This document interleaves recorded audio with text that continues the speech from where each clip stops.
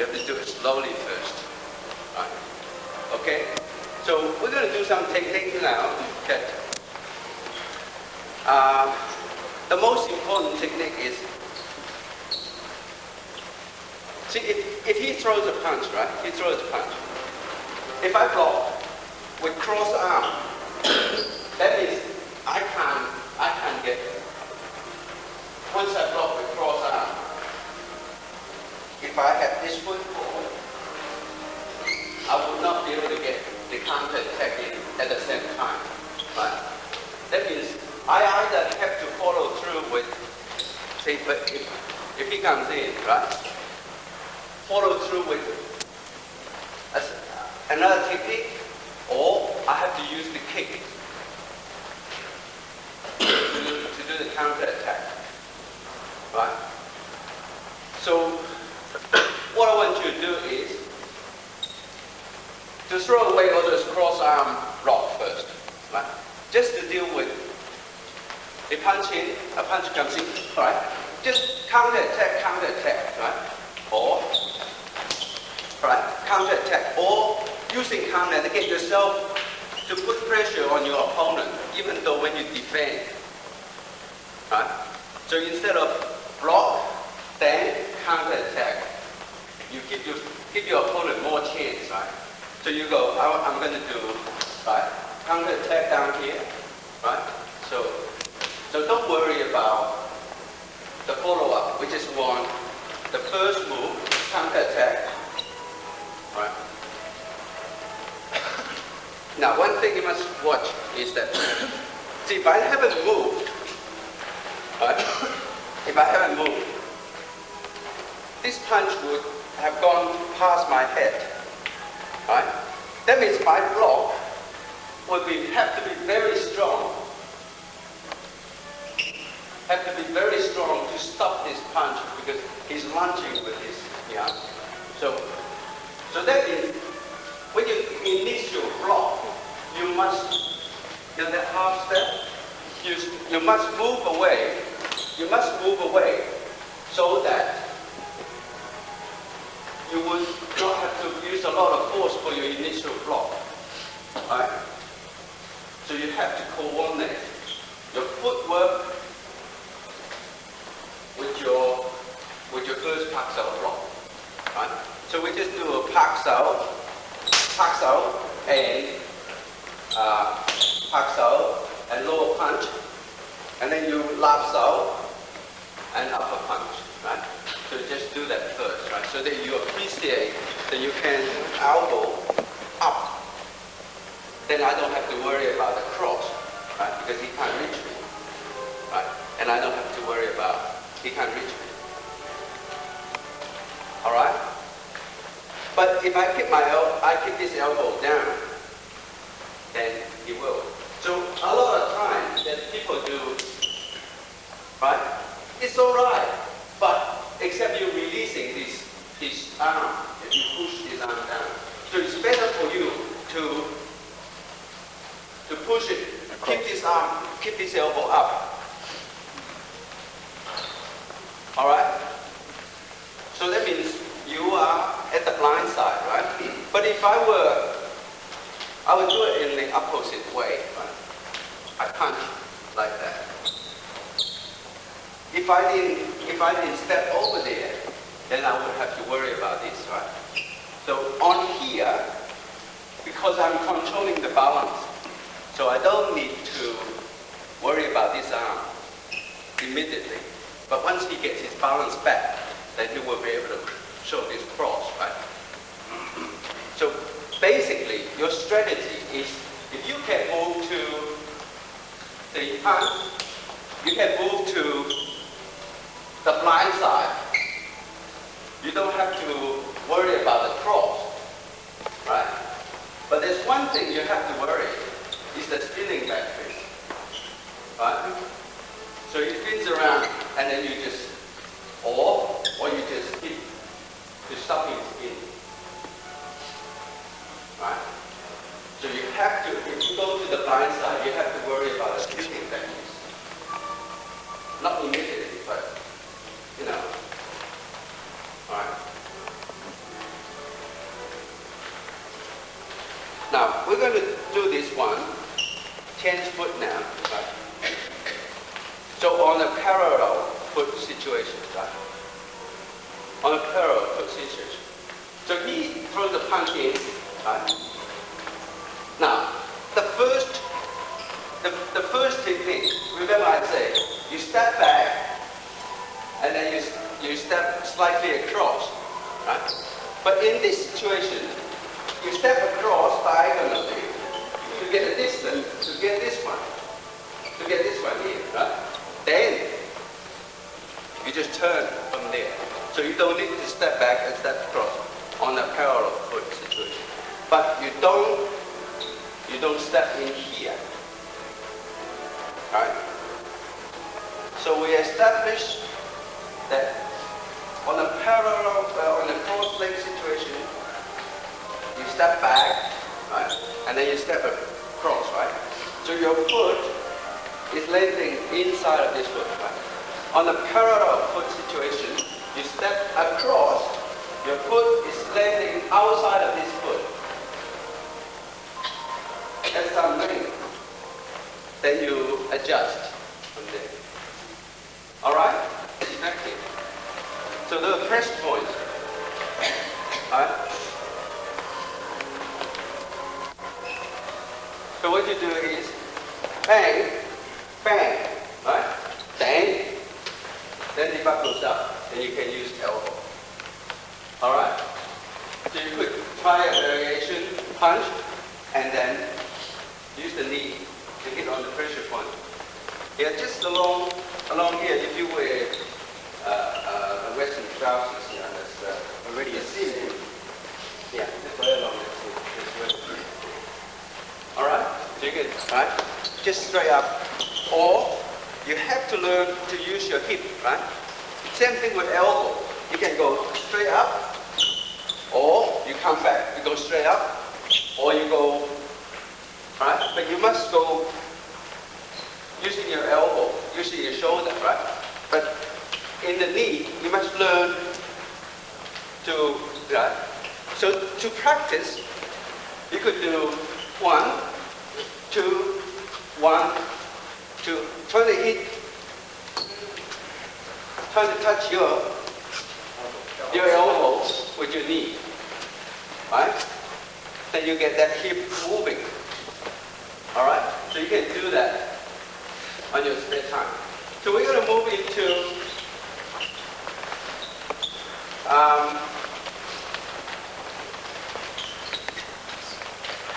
there are a lot of times that people punch and come straight back. Then you can't trap them. But what we can do is instead of trapping this arm, we occupy the path for the double up punch. So what I mean is, he throws the punch, right? Right? So I occupy the path. So he can't use this one again. Or even though he swings the other one, my arm's already there, right? Even to do that is, so there's no contact, but it's very hard for him to double up this, right? So what I do is, right?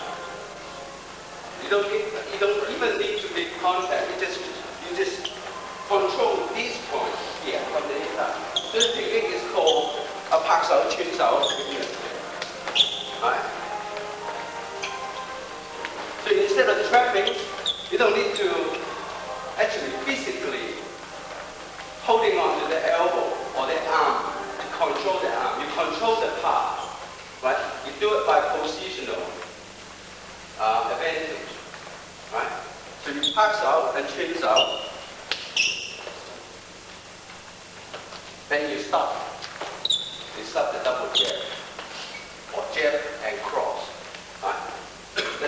The mistake most people do, Wing Chun practitioners do, it would be push this down and then make this cross. They have to deal with this cross. Don't ever push your arm down. Right? Just you come back, keep this arm up, right? And make sure you watch the elbow, right? So you control the position of the elbow, then you control the arm.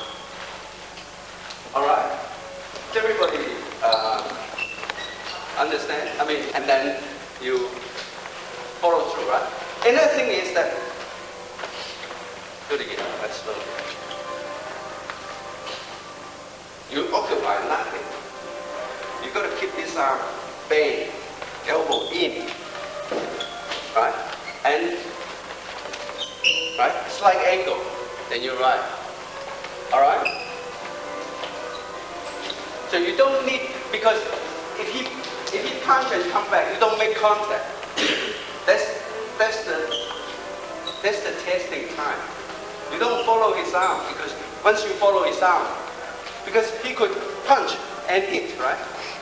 Right? So your arm's already there, right? But if you follow his arm, see that? His arm will come in. So you don't worry about that arm, but you occupy that part. See that? Because your arm is coming across. If you have that turn, and that's perfect, but you don't have that turn, it's still all right. I mean, if you have this turn, that once you step forward, you have this turn, you're just facing the point of contact for this cross. Right? But you don't have that turn, it's still okay. But this is going out to counter attack. So you lift the arm up there, bend at an angle, to give you maximum protection. Right? Don't follow the elbow. But if you want to double up that punch, right? It still doesn't matter because your arm is there. Right? It doesn't matter. All right? So make sure those three points that I point out. Firstly, you make cover the first contact on the wrist. Then you slide along your own arm. Then you go, right? But if the arm is not there, don't worry. You occupy the part. Right? Right? Keep this arm up, and then you can take care of the other one. So let's do one. You just go straight into here. You don't have to worry. All right. Okay. So let's from the free arm adjust. So what I'm actually doing is I'm stepping away here. Right? Then I can come back here, or I can come back there before this gets to me. But like I said, our system is you always want to deal with your opponent from here. But sometimes you can't help it, because if he's hitting you like that, you got to get inside before you can get outside. And sometimes you don't even have time to get outside. So you have to learn also how to deal with your opponent from the inside of the arm, right? So if he swings this one, see that? That goes straight onto the elbow, right? Then from the elbow you control his balance. Then you're slowing down this one. All right? So you got a same move, right? Or you could use the side palm here. Some people use the side palm. All right. Then you can come back here, or here, or here, or here. All right. So exactly the same move, except you step from the inside. You step diagonal towards the elbow point. All right. Second point is, as soon as the contact of this arm disappear, that means it's time for you to put up the other arm, because the cross is coming over. So you got to use your experience and also your feel, contact, reflexes, right? So you got, as soon as that goes away, but if you can, you don't need to deal with that arm, because you can control from this point here. But as soon as this disappear, going away, then for sure you pick up this arm, you will be. All right. So let's do a cross, right? See what happens. At the same time. And practicing your eyes to see close range. And also tendency to go out in the correct direction. Right? So to compensate for the chi, if you can't get the energy out, you have to go back to the basic, the same.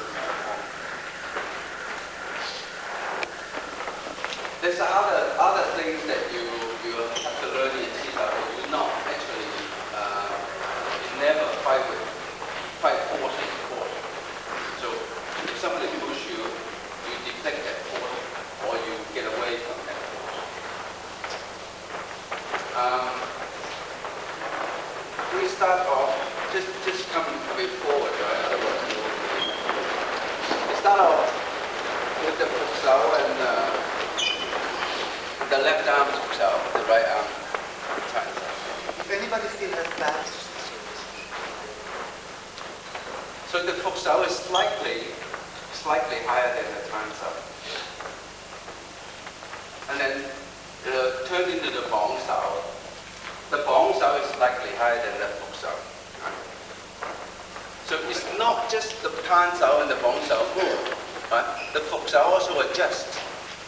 So it's like you adjust the fuk sao a little bit to compensate for the pan sao. Right?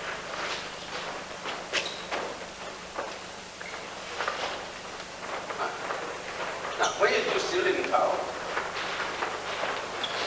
where your energy concentrated at the ceiling towel? Can anyone tell me? Huh? No, you drive your energy. You get all your energy to the elbow, right? So it's different to, you do boxing. You push it from your shoulder. Our punches, we push it from the elbow. Right?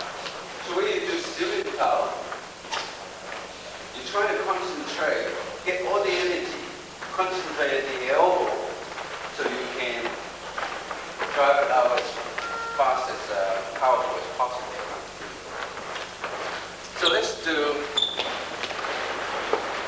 just the rotation first, right? Right. So the rotation is from the shoulder, right? The rotation from the shoulder. You adjust the fuk sao as fractions, right?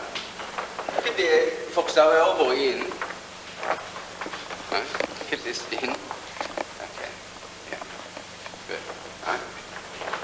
Yeah, just a fraction, not too much. Relax your shoulder. If you didn't shift, right, say you didn't have time to shift, then you adjust that foot, get the weight onto this leg, right, by transfer, right. So you go 1, 2, you can adjust that foot. Right, so 1, right, transfer that foot, kick, right, and then you follow up with 1, 2, arm break. So you stop over on the outside. So arm break. So in the form we do it like that, but in real situation we do it like this. So you go 1, 2, arm break. All right.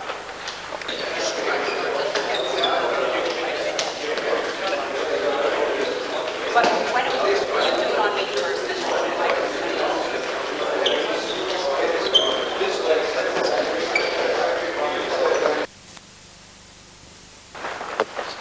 The kick, right?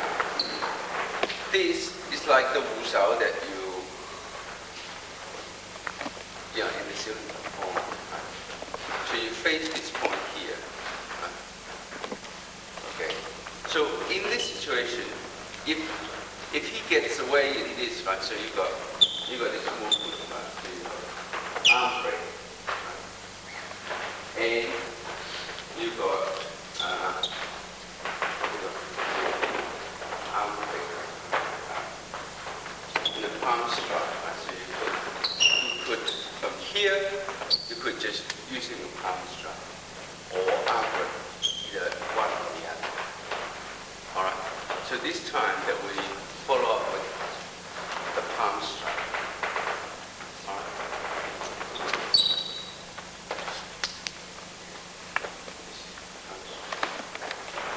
The distance of this technique, distance from your opponent is up to the situation. If he's taller, you might have to go closer, or if he's smaller or something, you might have to.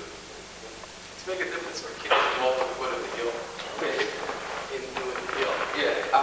So with these things, you probably pick it off the foot, right? With this thing, or you could Or you put the heel to the lower rib, right? The ball of the foot can go straight. All right, so we just try this one.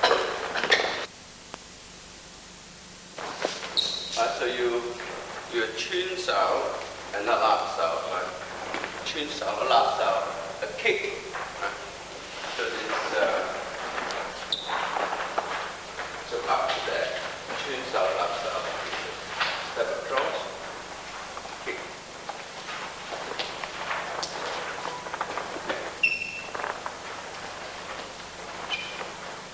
Cheung out, laps out. So we just do this one first. Cross like that. This hip is closed in and you can't use this leg to kick. Very difficult. So you open up this hip, right? And also you push it up and bring it down straight away, right? If I didn't move, it would be a movement like this. But because I turn my body and also I step across, so it looks like this, right? So the kick, right? And so assume he blocked this kick, right? So you got punch, right? Block this kick. And swing, this punch comes in. So you, there, kick, and then you block, right? There, kick, block, right? A lap out and a punch. Right? So you block, you bomb this punch from the inside. And you bomb this punch from the inside. Right? And that laps out. So a punch comes in, kick, block.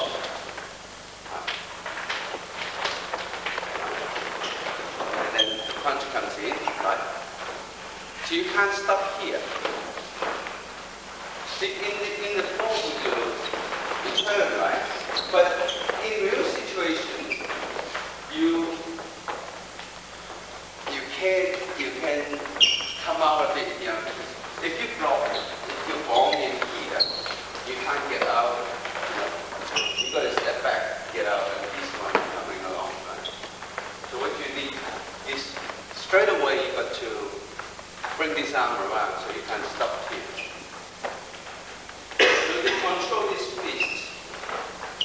You have to bring this fist across your face. So you're going to control the fist. You can't stop here and then bring it across. Alright? So that's, and also you adjust the distance accordingly. If you're dealing with a taller person, so you're going to move out a bit more and move back in. Right? So you got to move out and move back in. Do you grab this arm? Yeah, it's a laps out, right? But you don't need to pull him right across. As soon as this comes across, that's the end. We're going to run through the first part of this chapter 4, and then I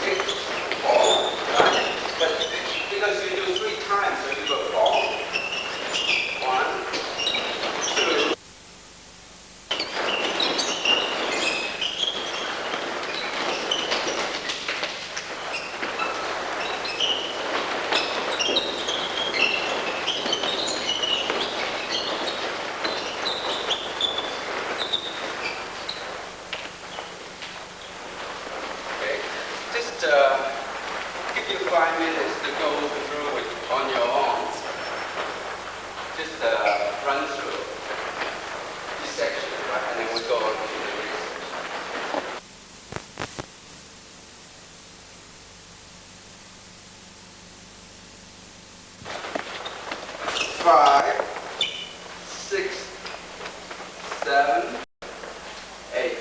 Right? So 1, 2, 3, you don't move. 4, 5, 6, 7, 8. 1, 2, 3, 4, 5, 6, 7, 8. 1, 2, 3, 4, 5, 6, 7, 8. 3, 4, 5, 6, 7, 8, right? Now your bones out, don't your bones out, just rotate that around. 1, 2, 3, 4, 5, 6, 7, 8. Right? Okay, so let's pay. I'm breaking off my right arm from here. So in here, I have an opening here, right? Okay? So that's why I'm stepping over to my left. All right? So you go 1, 2. So you control this. His bones are close to the elbow. So 1, 2. All right? So you take a 1, 2, and then. All right.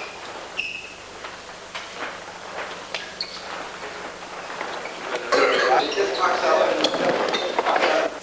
Sensitivity, you have to train from Qisao. Right? That's you can't do it any other way. You have to do it from Qisao. So, if you've done enough Qisao, then you will know. In fact, on the point of contact, because the movement of this arm will transmit over here before this even, and also the distance, right? So what we're going to do is, right? Yeah, right? So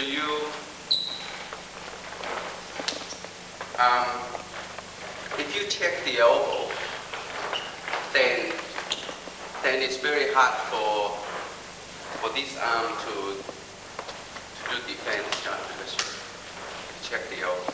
But if you check here, right, then this arm can go away, or it can come back, right? So,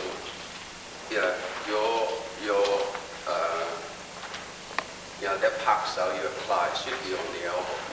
See, you go underneath, same thing. You check the elbow. Right? But in between,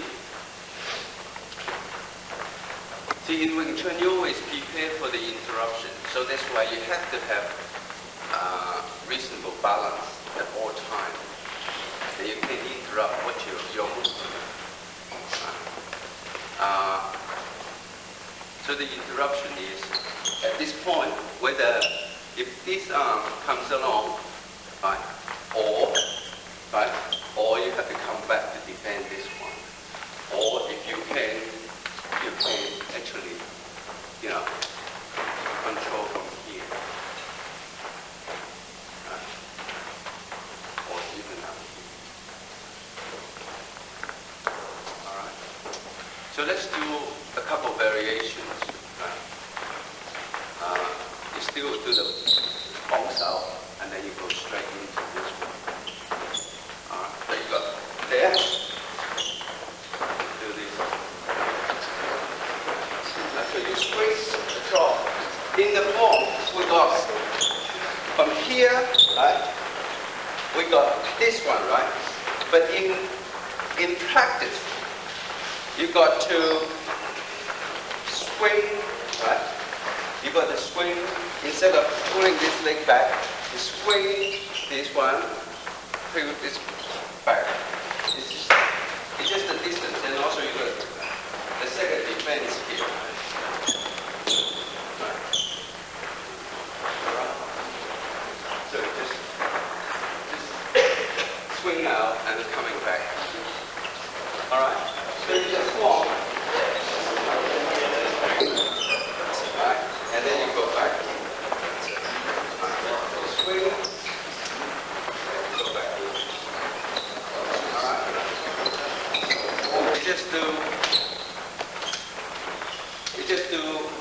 That one first, right? You come straight down in the middle. You swing out, come straight down in the middle, right? You want to take this around past your face. You know, you have to have very good control of it, right? So it's like a circle movement. Alright? Okay. And then the footwork. So you come back and go forward. Right? Come back and go forward. Right? So you come back to get the distance, go forward to get the distance for the stride. Alright? Okay. Alright, now we're going to do the next one. So you stand here and the kick comes in. Okay. Right, so you come around here and the punch comes in. Right, so you pick it. Right?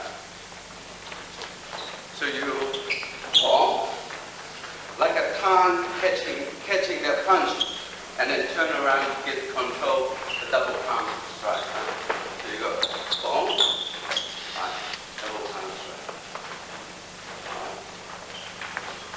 So the movement, sorry, we're going to run through the movement in here. Right. Now, see, you're blocking the kick with your arm, right?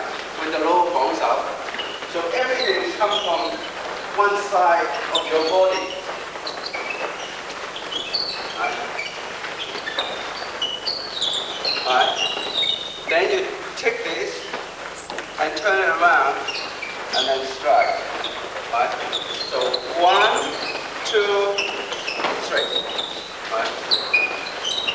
1, 2, 3. 1, 2, 3. So you go double turn. 1, 2, 3. Okay. 1, 2, 3. 1, 2, 3. 1, 2, 3. Right.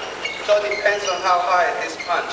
And also, if this is not a round, if this is the round punch, right, there, you don't need to take this across, right? So you just go straight in, punch. But if this is a straight punch, then you can take it across. Okay, so let's get up.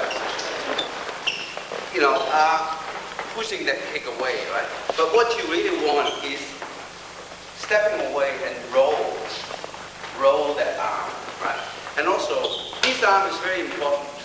Make sure this does not rise, right? Make sure the kick does not, you know, he could kick and then whack you on the face, yeah? So you want to make sure that does not rise. No, he doesn't rise. Right?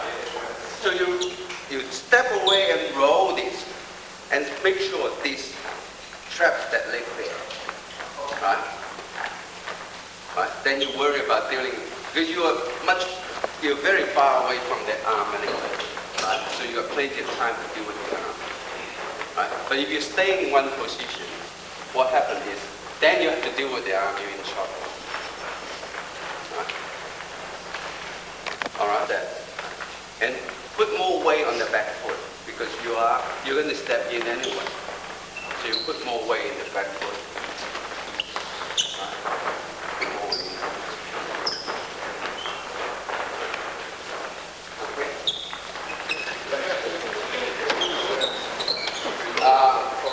Stay on the weight on the left leg.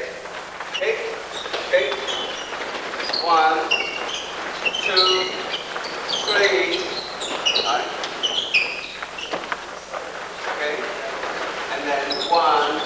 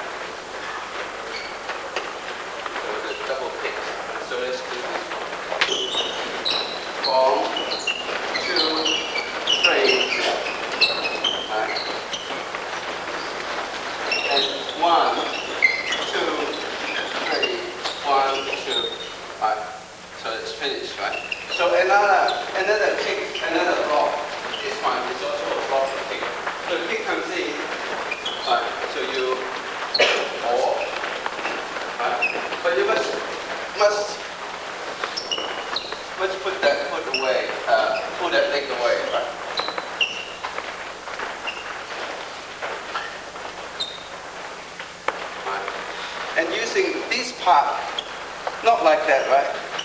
If this is flat, you're going to hurt your wrist. You lock the wrist. So use this part. Use this part to make contact. We'll take 10 minutes break, so just line up. Okay, now we're going to do some block kicks, right? The strongest part will be your palm. The toughest part will be your palm. Right? So if you can use your palm to block the kick, that will be the best.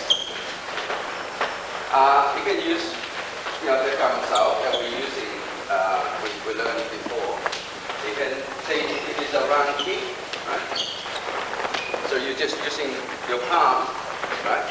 And then pull it in near. Right? Right? Pull it in, right? So you pull it in, right? So you got the leg, you block, and then just pull it in. One, right? So 1, 2, 3. 1, 2, and you push it away, and you move up. 2, 3. Okay? 2, 3. 1, 2, 3. 1, 2, 1, 2, 1, 2. The gang sao, right?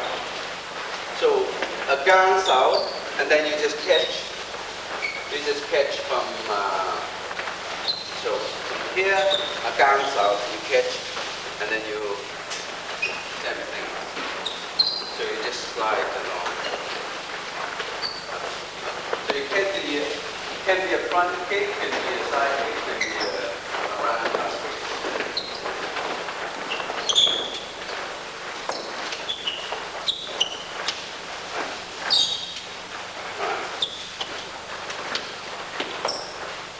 Okay. So you just, as soon as you make contact, you slide. Right?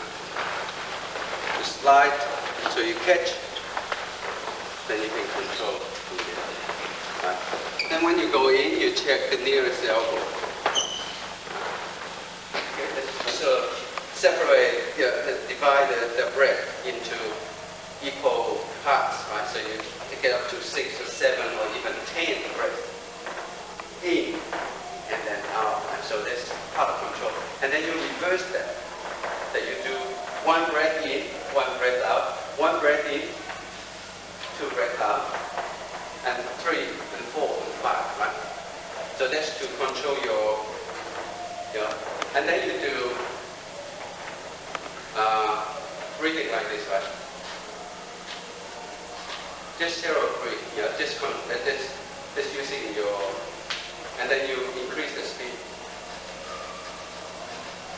right? So you training your lung, the control. Yeah. Can you explain the incorrect movement of the Salon Down? Can you explain those? The Incorrect movement? Yeah, the bone sound like this. Yeah. Well, see the bone sound. See, because if you look at physiologically, that if you twist this wrist, that your elbow is locked on that joint there. So that's why you cannot release the pressure, release the position if pressure applies to you. So, and also if you look at the origin of the bone cell is the cup. It is the cup, we copy the bird's movement of the wing. So somebody hit the bird with a fishing rod, and the bird then throws its wing out to deflect the force. So the wing, that's the feather in the wing. So the wing is not. So the lift of the elbow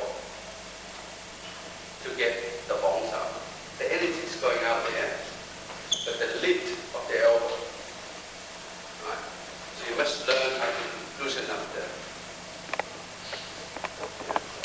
Some of the instructors state that the method that we practice is generally for taller people because they stated that he was more taller than most Chinese people. So they just made a statement on it, that our method that we practice is for taller people who are better.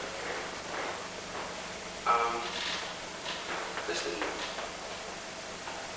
Well, I think it's the other way around. Because our transao, I mean, you said to compare with modified return. Well, their transao is much lower, so the practitioner has to be much taller to get this effect. Because, unless somebody trying to teach you later.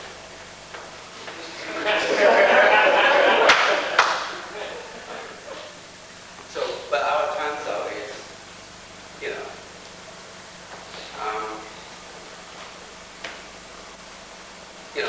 and the foxao, a lot of people are having trouble with the foxao because in actual, apart from the qisao, we practice the foxao, but we would very seldom use it in real situations. So we practice foxao, for the purpose of qisao. If you look at this tunnel here, there's a tunnel here. If you look at this tunnel here, the tunnel will be facing away from my body if my elbow is in. Right? If my elbow's out, the tunnel will face me. Or if my hand is not slightly tilted this way, then the tunnel, see, if my hand is like that, the tunnel is facing me. See that? The equilibrium situation. Right. So you start from there. Okay. So you train the cerebral form to get the energy as they concentrate the elbow. Yeah? And so, you do all cells today or just at a certain ones? Everyone or the oldest, you do small ones? You can't use small ones. I just explained to you that in real situation, right? In real situation, the punch comes in, right? So I deflect, right? I want to get out. I have to get away from his arm. But if you can't use too big, because too big, I leave too much gap, it will already hit you.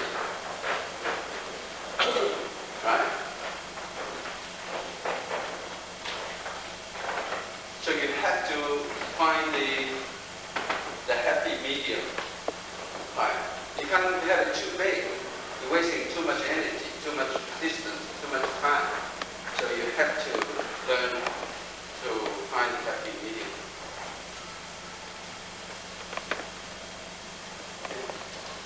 This is going out. He passed certain information that is only for his next in line student, his number one student. Yeah. If you were on your last day, what would you pass on last student? I have passed all on to you already. But see, I don't know. I think the person, philosophy, and also something that you said.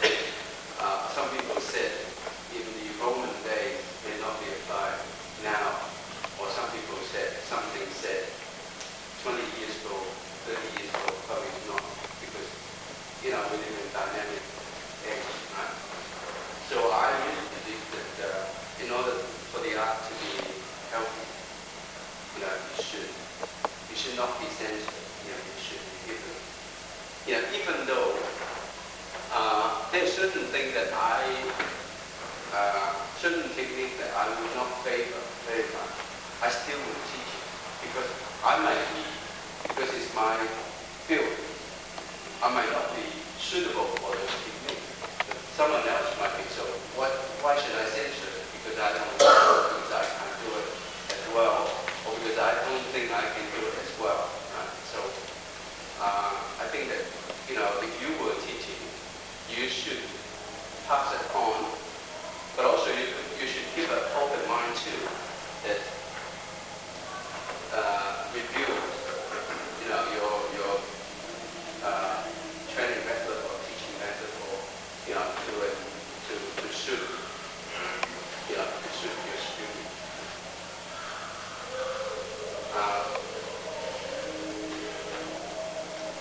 Well, for the art to be healthy,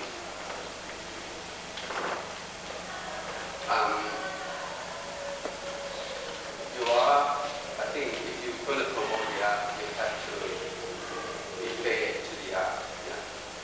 So, you should teach your student, you should teach all you know.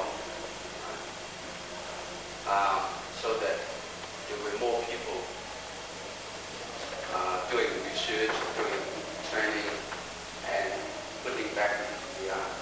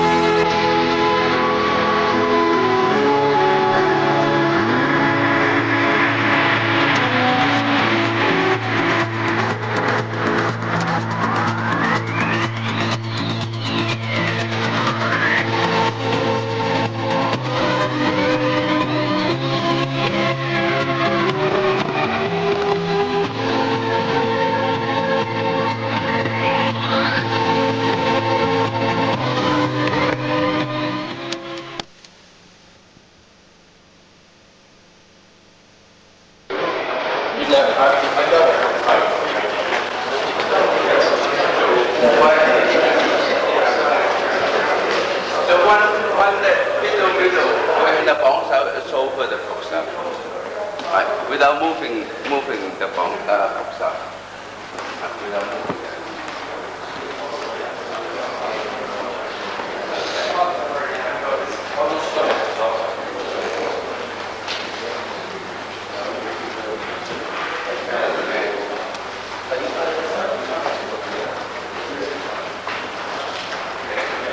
And then you roll it again. Right.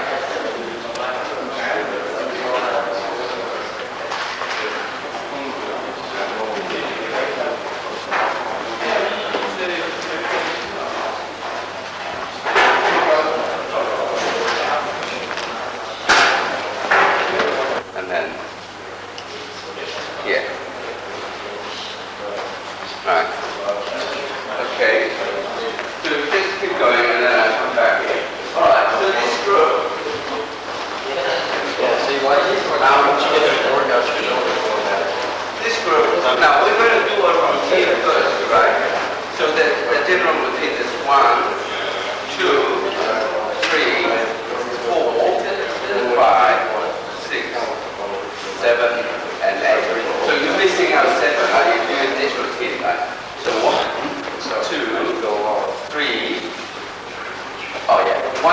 3, 4. You're missing out 4, 5, 6, 7, and 8. Okay? So you're missing out 4, right? Okay. 1, 2, 3, 4. You're missing out, right? 5, 6, 7, and 8. 1, 2, 3, 4, right? 5, 6, 7, and 8.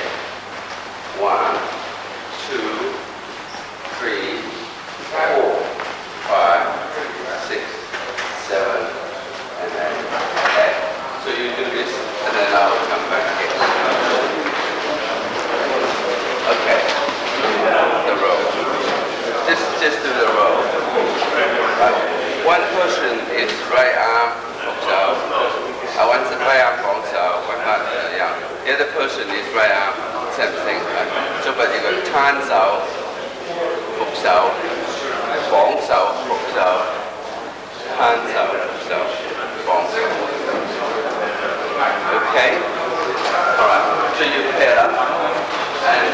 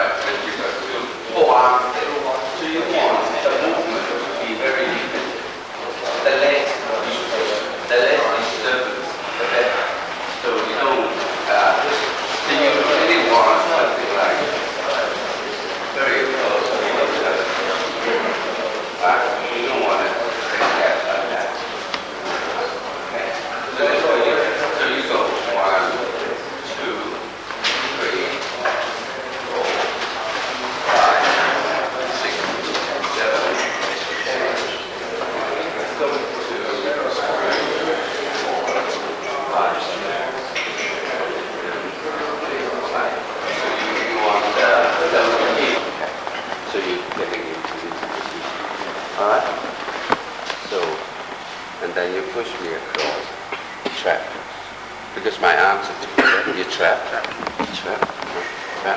and punch. Yeah, okay, so you get back to the punch. All right.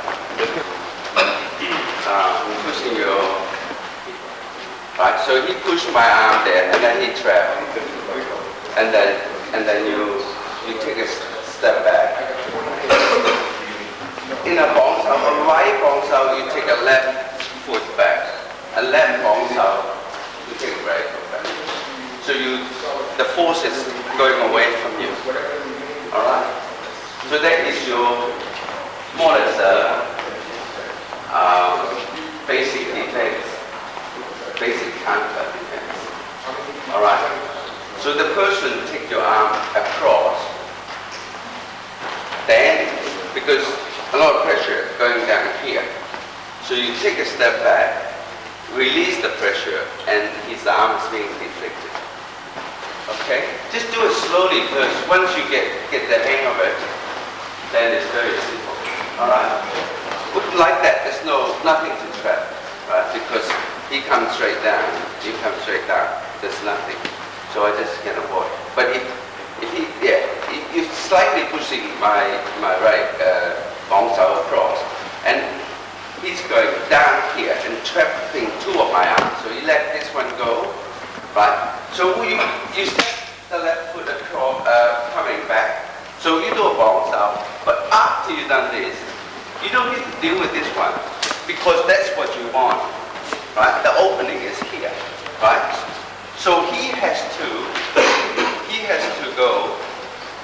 bounce out here, and then try to recover with this. So here's do that. So you're going into this drill here now, right? You're going into this drill here. Okay. So what you're trying to do is trap, bounce here. So he has to step back with the left foot. Every time he does the left bounce out, you step back with the right foot. So everything will go past you, right? So you've got a very good defense. But if you stay on the same spot, then you'll be in trouble, right? So if he trapped me, if I, right, so you got okay, trap, bomb. But if he didn't step back, he wouldn't be able to get his bombs out. So next step is to give him room to bring his bombs out. It's called the steam roller effect. So what you do is you just go straight in. Yeah, then you go straight in. So you just go straight in. So you step forward. You apply pressure here. You step forward. So from here, and then he will have to try to recover from there. Right. Okay. So you get hands out. You push the hands out and then follow through. Right. So with anybody with IQ less than 80, you always get that. 70. Oh!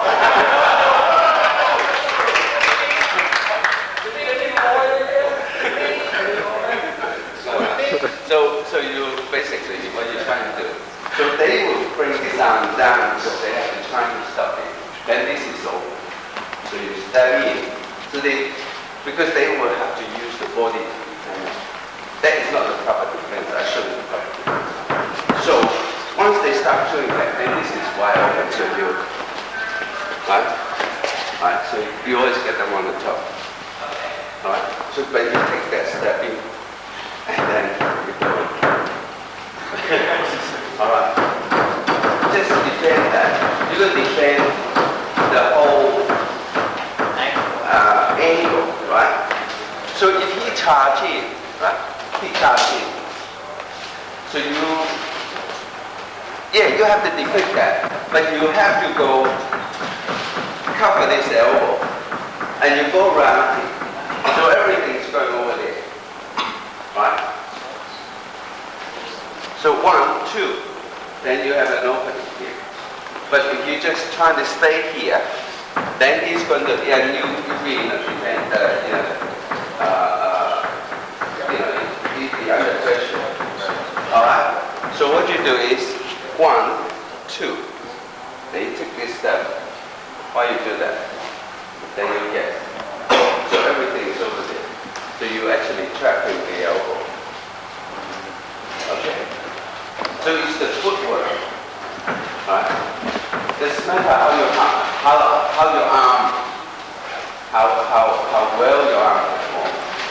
Your body, it will not be able to defend that because it's just straight, right? Go straight in, right? So when you push it, right? So you're going to take a side step. When you do a gang cell, a palm cell, a jab cell, and gang cell. That. Right. So I show you every time you do bounce out, like we did. Left bounce out, put the right foot back. Right bounce out, put the right foot back. So you turn everything over there. So it's just from here, that's out, right?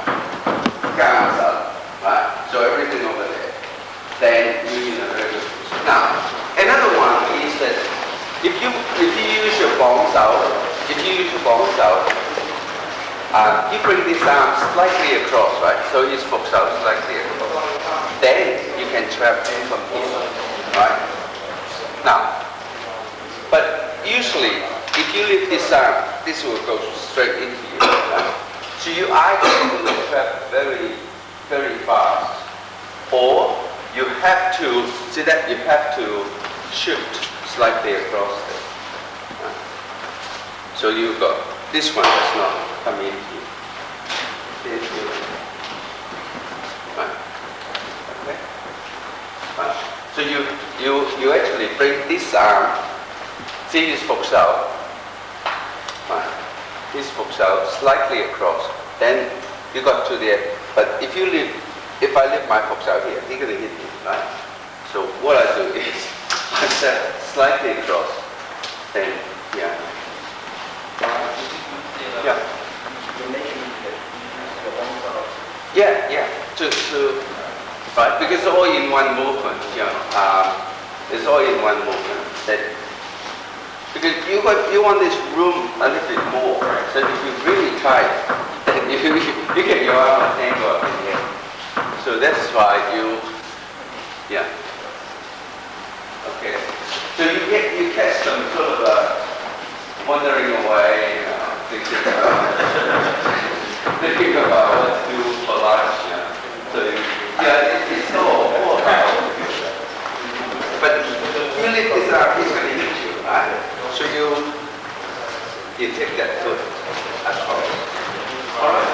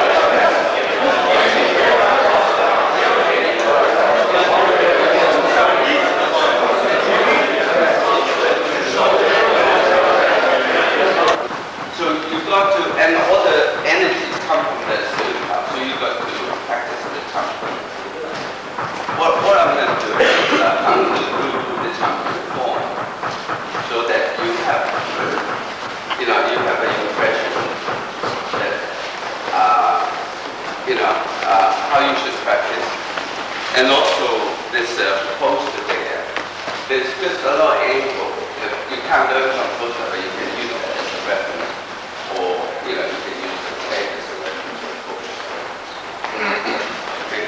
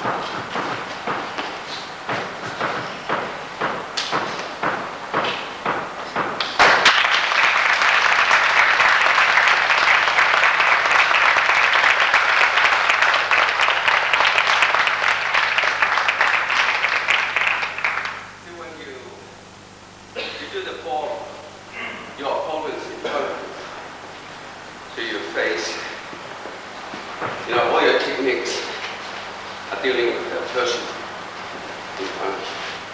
Okay, we're going to take a break. Recover from that. And then we have, you bring this around and then same thing. So you either, if you go underneath, you go down.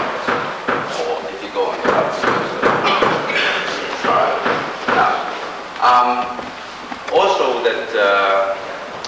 You could also do this, right?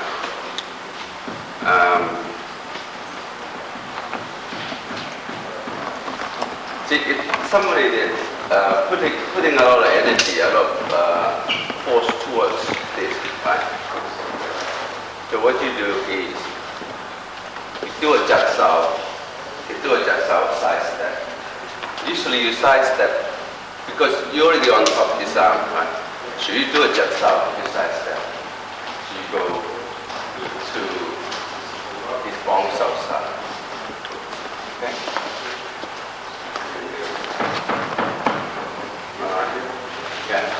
Yeah. So you go 1, 2, 3. Okay. So here, 1, 2. So you're going to try this. Then you do a jut sao first. You do a side step and jut sao, and then come. If I push this bong out slightly across, and that is exposed, right? Right. But see, this arm is here. So if I put this arm away, so you got to synchronize. Right, you got to synchronize. So if you stick this arm, my left arm still double shot still there. So he is trapping it, right? But you want to, well, you only have 2 arms, right? So you don't get 2. Right? So you just have to pull this arm away, and you step across. Right? Right? So you go. You push this, right? Or you could push, push, then you go underneath, then you come back on top. Alright? So, and then you, alright? So, but the main thing is to pull your hooks out. Pull your hooks out outside step. Then the energy kind of, and you can touch it. Okay? So, when you do this left side,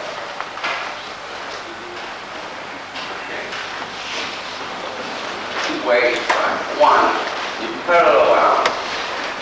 1, you cross arm. Right? Only 2 ways.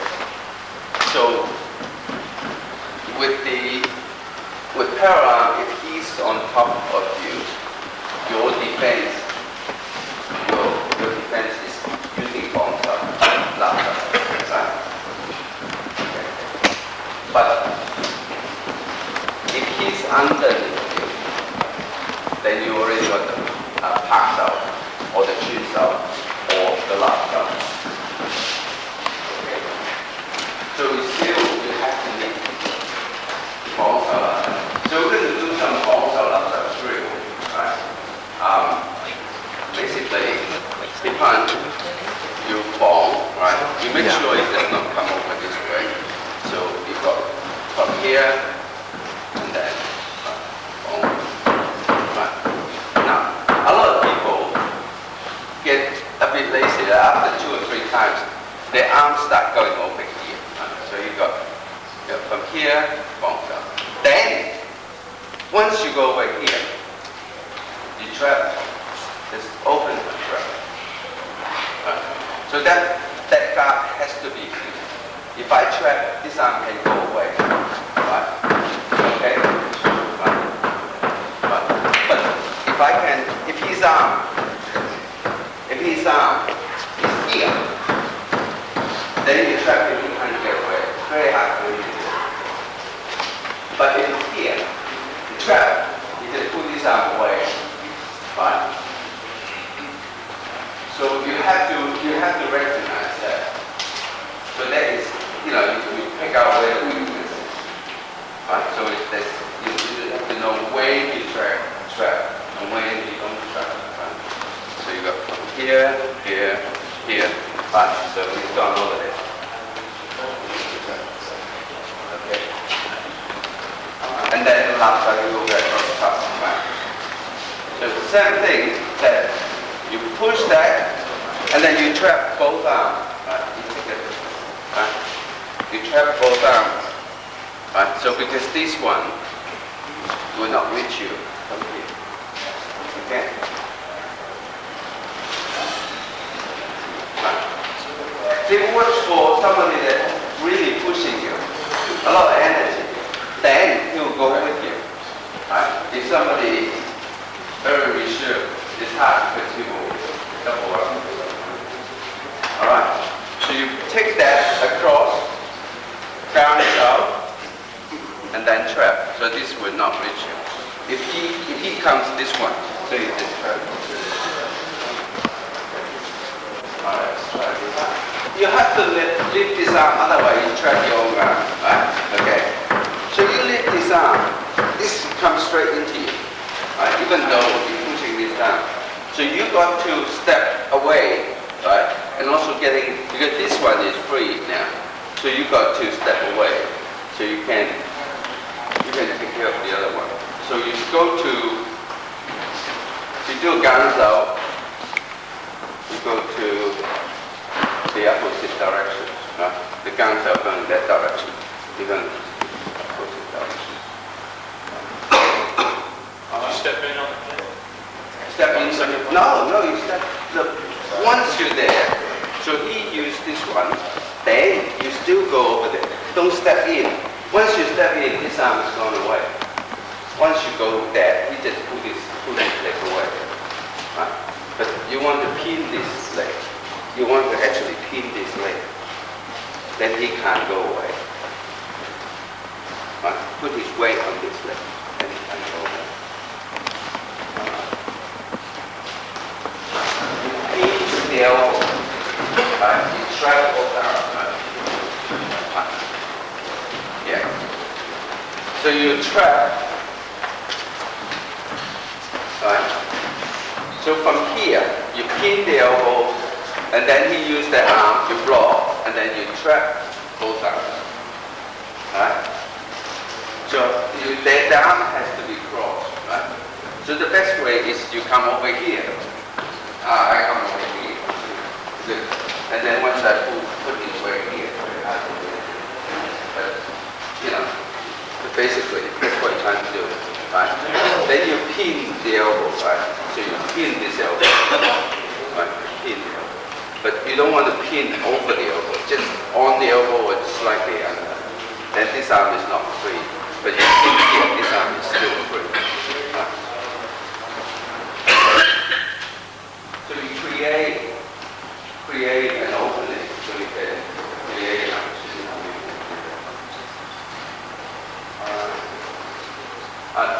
Anyone that have any questions?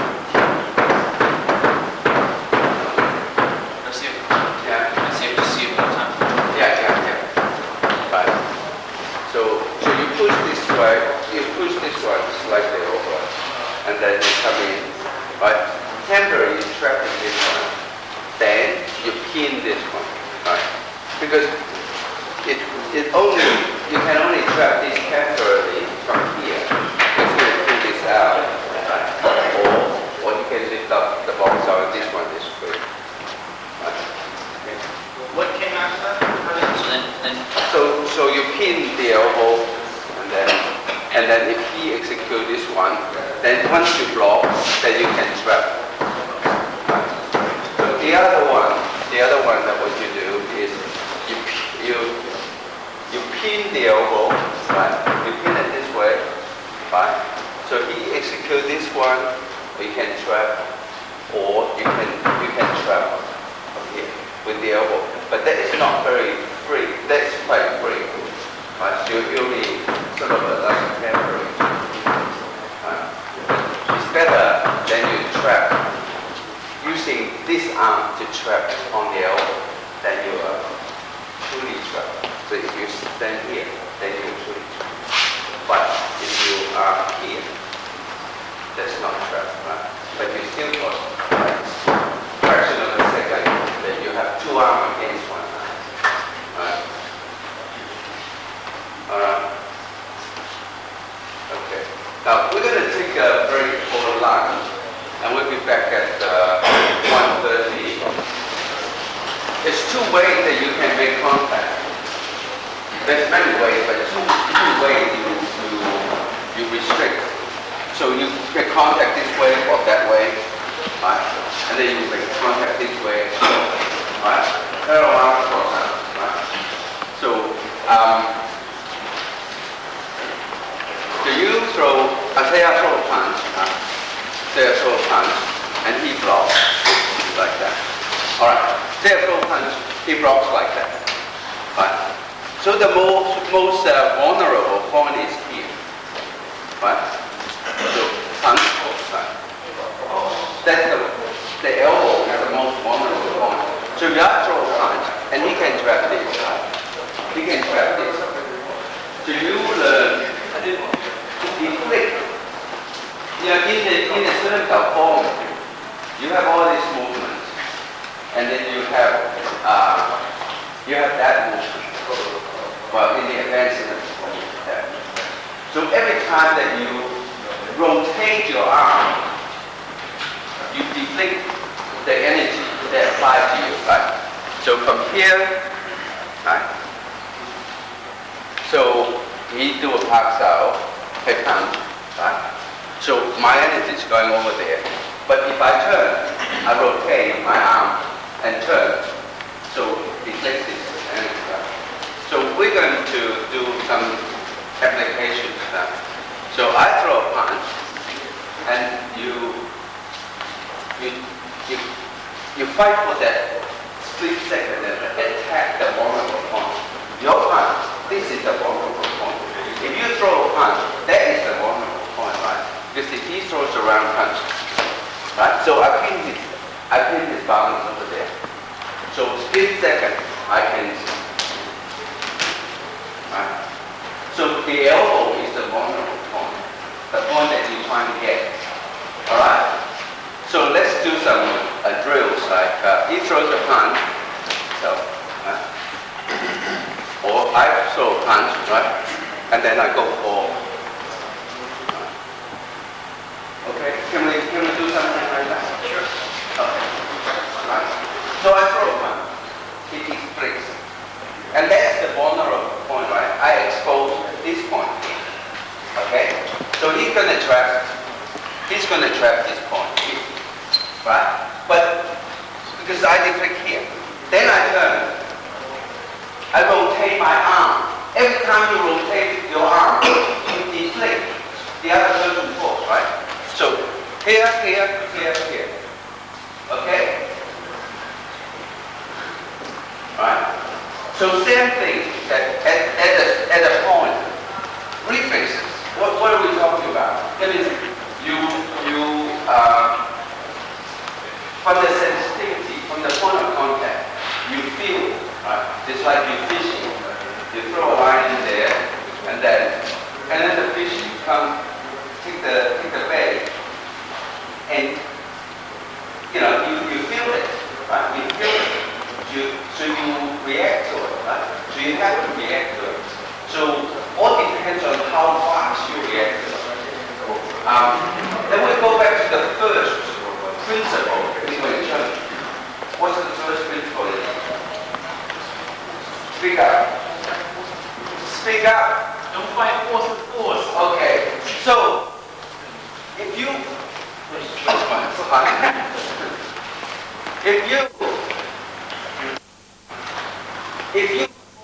why you don't fight force? Because as soon as you resist that force, it will slow you down. Slow you down, that means you have a strong effect. And you become to me that why can I feel this? Why can I do this? Because you fought that force. You don't fight that force, right? That pops out, right? See, as soon as it pops out, I turn. Right? Instead of pops out, right? Because I fought.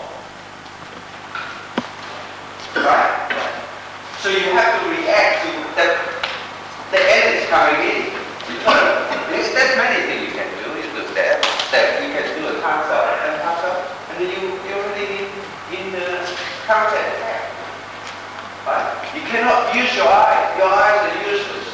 You be better off going in, close your eyes. True. Because your eyes is slower than what you feel. And if you don't believe me, you go this fish. If you can see the fish coming to take the bait, if you use your eyes, you will never catch the fish.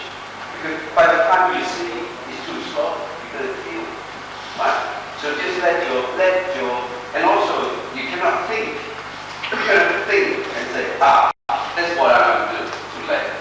Yeah. You gotta use your reflexes. That means instant response. As soon as you feel, you turn, right? And as soon as you turn, still pressure pushing you, you adjust your footwork. So it's not just here, but reflex. You got the whole body over there. So you adjust, and then, it's going back. It's falling through. So it's also reflexes, to get the distance. Alright? So we stay on this for just a couple minutes, and then we go on to the next one. Chance to get trapped, right? So that is like a psychology that people usually resist you, and they ended up, in a worse position, right? Now, another one we want to do is, he throws a punch, right? You block, and then you do a laps out punch, right? So you do a block, and then laps out punch. So you deflect, and then laps out and punch. Right? Okay? Right. Okay, so we try this, and then we try the counter. You want to try this arm cross. Right? Alright? You just try, or you can double up and try. Alright? Because this arm is still here. But if this arm is not there, so if I do punch, see, this arm is there, then I'm in trouble. Right? Okay? But this arm is not there. Then this arm. Your arm is getting in the way. Okay. So, or you could even do this. Try. Pin the elbow on here. So put his weight here. So he push here. Then you come back and push. Alright? So the defense should be a down out. And how do you say, how can I do the down out if he grabs hold of my arm? You can still, because it's relatively, right? So this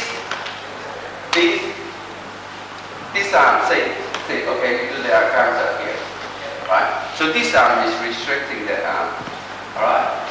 So if you do that, if he grabs hold of your arm, you cannot go, right? So you go one way and then you come back, you get out.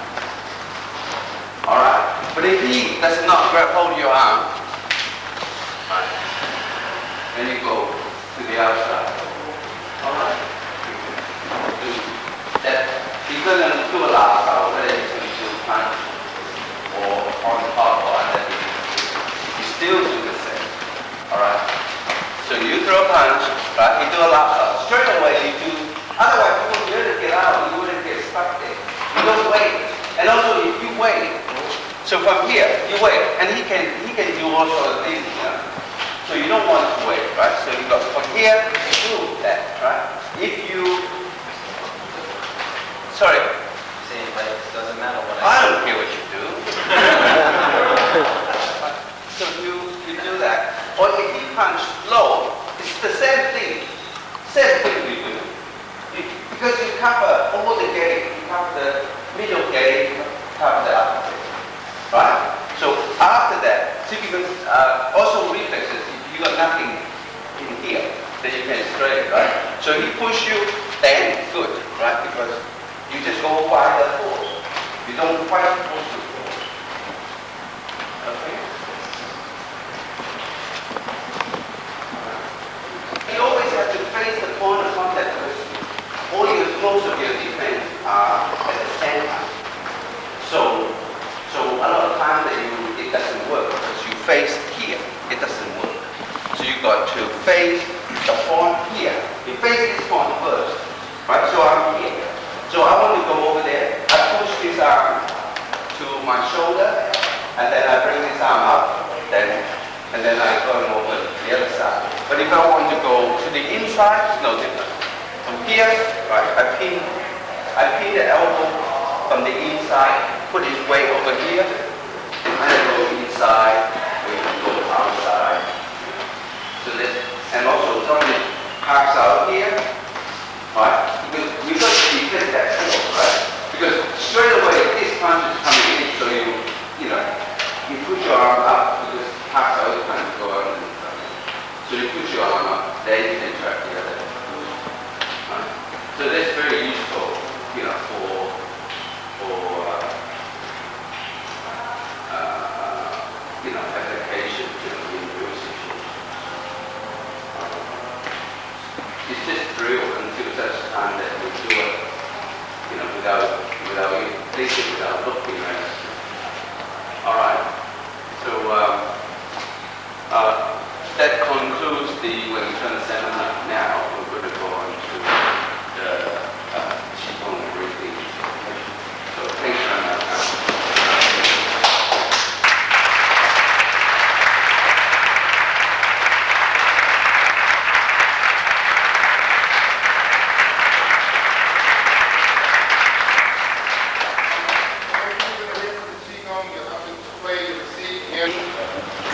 Is air. In translation, is air. Is oxygen. Your body function operate on food and oxygen. A lot of food you eat through the metabolism it turns into oxygen, carbohydrates. Once it's digested, turn into oxygen. So it's basically oxygen. So your heart and lung, the bloodstream operate on oxygen, but all the other organs as well. And in another system called the meridian pressure point system, is your internal energy, your life source, internal energy. It's also operates with the oxygen. So basically, qigong is an internal kung fu to benefit your organs and your bowels. So you have two organs and bowels: your heart, your lung, your spleen, your liver, your kidney, right? Those are the organs. They're stolen. So those are the organs. And then you have the small intestine, large intestine, you've got the stomach, and you've got kidney, and then you've got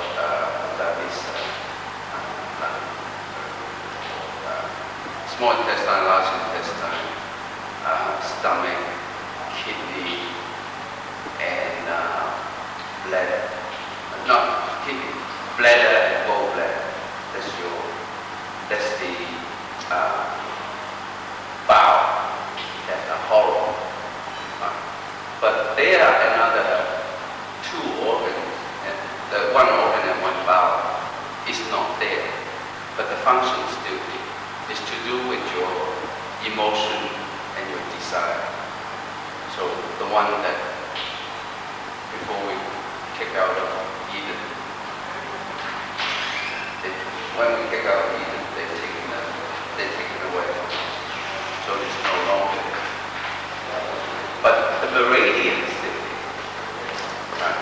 The meridian is the channel that runs the internal energy, governs the function of your organs, governs the growth function of your organs, and then secondarily, that also governs the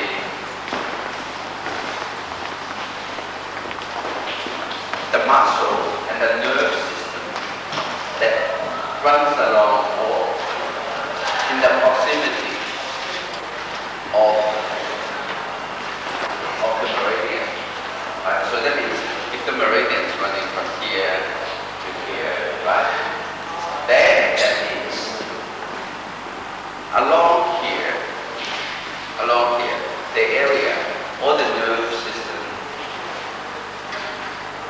all the muscle are governed by this meridian as well.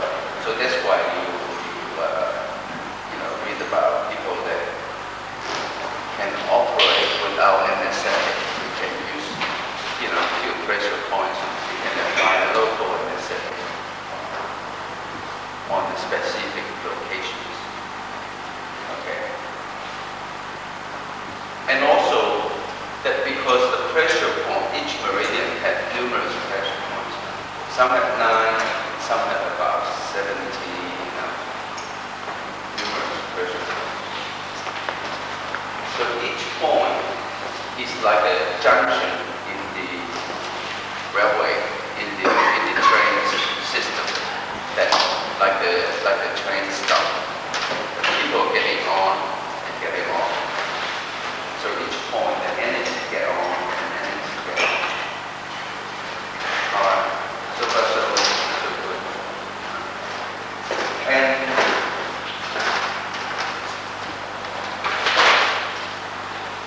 in Qigong, that means you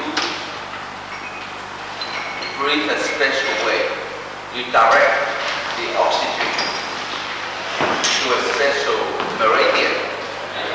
So you improve the flow of that meridian. Right? So in turn, make that particular organ that corresponds healthier. Right? So basically that's what you're trying to do. Generally, we know when we exercise rigorously, we exercise our heart and lung, and the circulatory system, and the muscular system. But we don't know how to exercise the liver, or the gallbladder, or the bladder, or how to make them healthier, or how to exercise your stomach, or exercise your small intestine, large intestine. So the Qigong is teach you how to use a special breathing exercise to exercise the meridian, so you turn exercise the organ and make the organ healthy. There are two types of Qigong. One is the static type. The one that we do is a static type.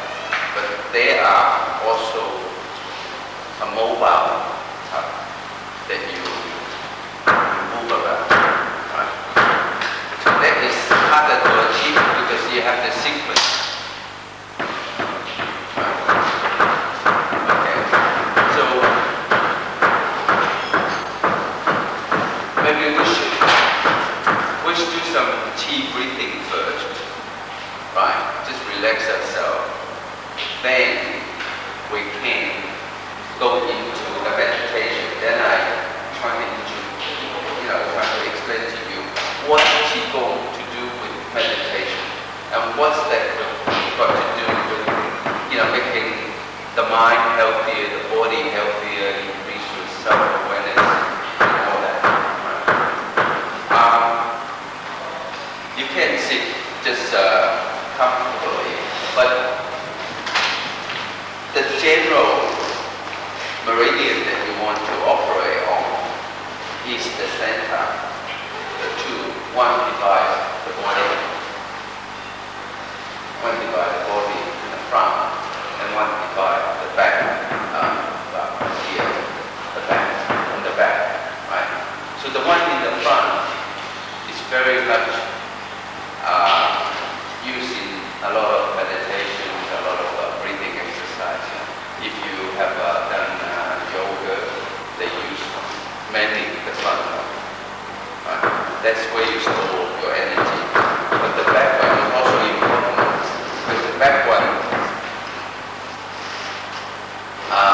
runs along with the vertebrae and also very close to the nervous system and governs the nervous system, the spine, and so it goes to all your nervous endings and so on. So it's also very important.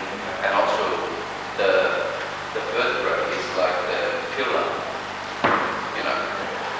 If your pillar is healthy, straight, then you don't get pain, and you don't get all these other side effects. So would you like to ask anything before we go into or would you like me to repeat something else? Okay. So how many of you have done meditation? Okay. So how many of you have done cheung? Okay. So now the one that I show you are very simple, right? And also it's very easy to do, so you don't need lessons. You don't need sort of a supervision to do. And also we're going to very light. Often in meditation, in the Buddhist meditation, you see them putting the thumb sort of facing each other, like that. Right? So, if you play with 2 men, the negative, you put the negative against the negative, what would it do? It will repel each other, right? So remember, we're trying to exercise the meridian, okay? So let's forget about this one in the center. Let's just concentrate on these 2, right? What we're doing. This is negative, that's positive, that's negative, that's positive, that's negative, that's positive. So you put this against each other. They start pushing against each other. So that means it will flow a little bit faster. Right? So that's why they do that. Right? Okay. And often that you see in the Buddhists, they do that. Or they do that. They do that. Right? So even some do that. Right? So you put the negative and the positive to form a loop. So what they do, they attract each other. So we'll flow, will attract each other. So it's just similar principle that you can put the negative and positive together. Right? So we're going to try this one. Right? Now, to get the front trunk meridian and the back trunk meridian linked up, you need to push your pelvis forward here, like you do silicone form. You push pelvis forward, so you connect in underneath. Then you put your tongue behind your cheek on the upper palate. Then you connect on top. So these 2 start connecting, so you can make a flow.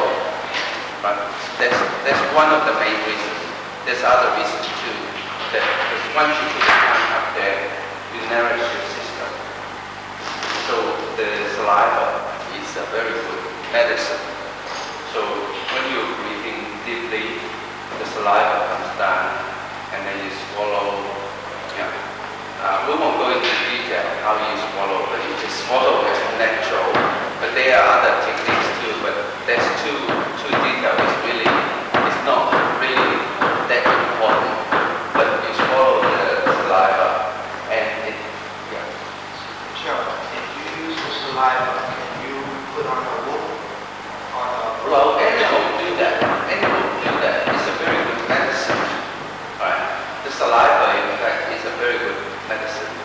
And also, when you do meditation or qigong, you don't want your mouth to be very dry, so usually you just breathe through your nose, right?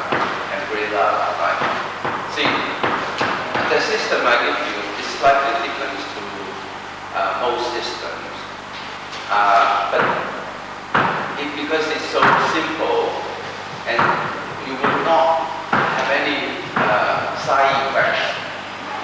So, you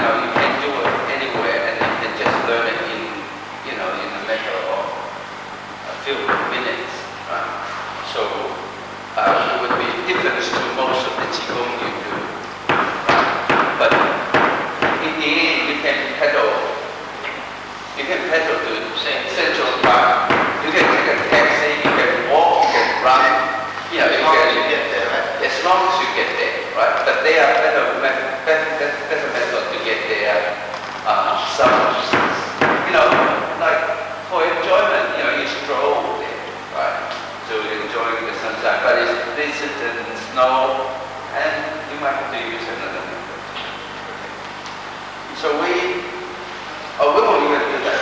We just put our palm resting, right? Now, the main thing is never arch your back. Once you arch your back, you're putting pressure on your back, and also the connection underneath is not very good. So you push your pelvis forward and tongue up there. So you can close your eyes, you can keep your eyes open. Now, normally it's you breathe out before you breathe in, but with my system you don't even need that because you breathe in from the back. You breathe in from the back and then you breathe out. So it didn't really matter that you have some stale air inside. It will come out anyway. So you breathe in. Yeah. You do it on your own time, right? You don't let people govern how you breathe, right? So you breathe in, trying to imagine the air coming up to the top of your head, coming down the spine, and then coming out on the front. So you do 4 breaths, and then we stop, okay?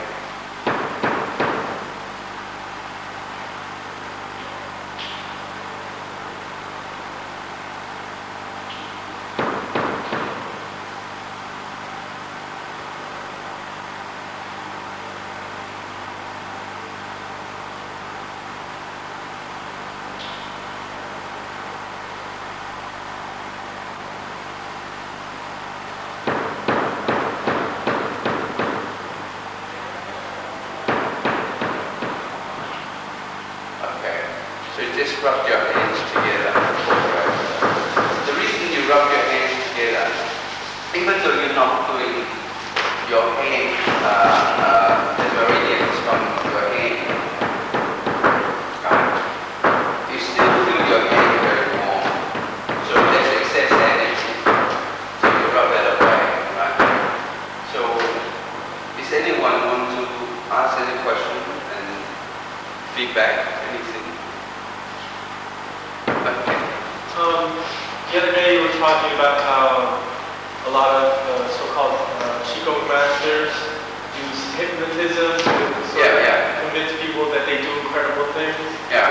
But yesterday you used an example about the hot palms. Yeah. But what about other things like pictures of people breaking bricks over their heads and whatnot like that? I mean, how can you... Yeah, well, I mean, breaking something is just a physical thing, right?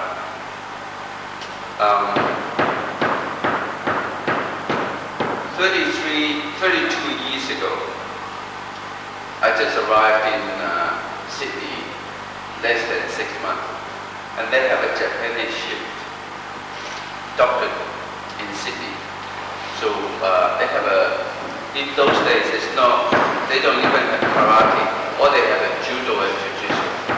So they have a jiu-jitsu sort of a team doing demonstrations. So they have 4 people holding a board, half inch board, 3/4 inch board.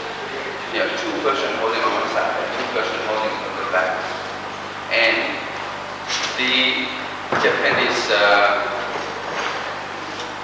performer, he charges in 5 steps in and breaks this board. Right? And the whole audience gets so ecstatic. But now people are breaking 6-inch board or 4-inch board, right? So breaking things is not really something, right? But a lot of things that if they think, break a brick, is it any standard for which brick that they can break? Could I pick one that they can try? So, it's really irrelevant, right? To break something, how much you value that hand? No, I won't break your hand. But you just have to bend it. You have to bend it to a certain degree, isn't it? There's no way somebody can and then break something. Right?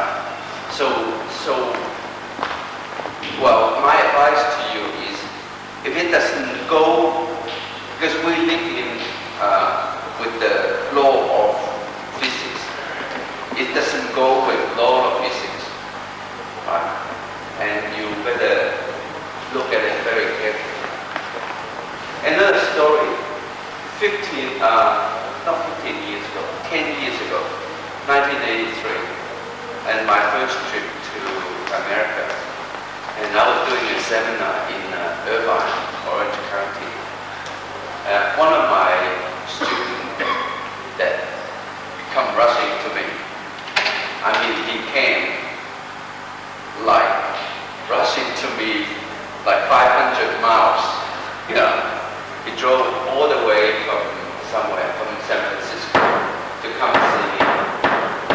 And he gave me the news that there's two qigong couples, elderly person, and the name's Wong. One of them still there, right? But I won't go on to any more names. Right? They demonstrate on TV that they're sending people back 20 cases, like mummies. They were jumping back. As he waved his arm, and the person jumped back.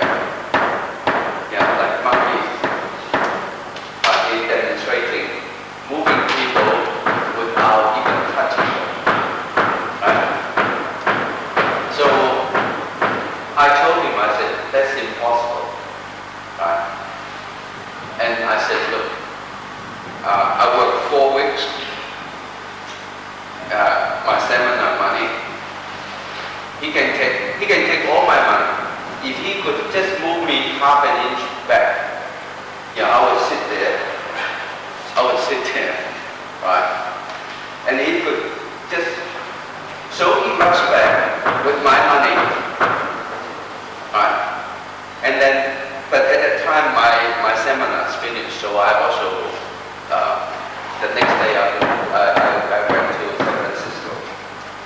And first time he was, he told, look, young man, we only do it with our people, we don't want interference and so on. And then I arrived in San Francisco, and my student went up to ask him whether he wanted to meet me, but he didn't, right? Or they did. So third time, fourth time, fifth time, in fact they confessed that they couldn't do it. It's like, but they could do it with their own people. So it's like, if you stay with me for longer, I could hypnotize you guys. And then I could make you, I just flick my arm and you do a somersault. But that's not qigong, that's just hypnotic suggestion. It also means that the willpower could hypnotize you, but easy to hypnotize the rest. Well, their willpower. They want the woman still teaching here. In fact, all the Kung Fu master went to learn from them. Right? So in the end, right? So 4 years ago, when I was in China, the chairman of the Chinese Wushu Federation is a very good friend of mine, a personal friend.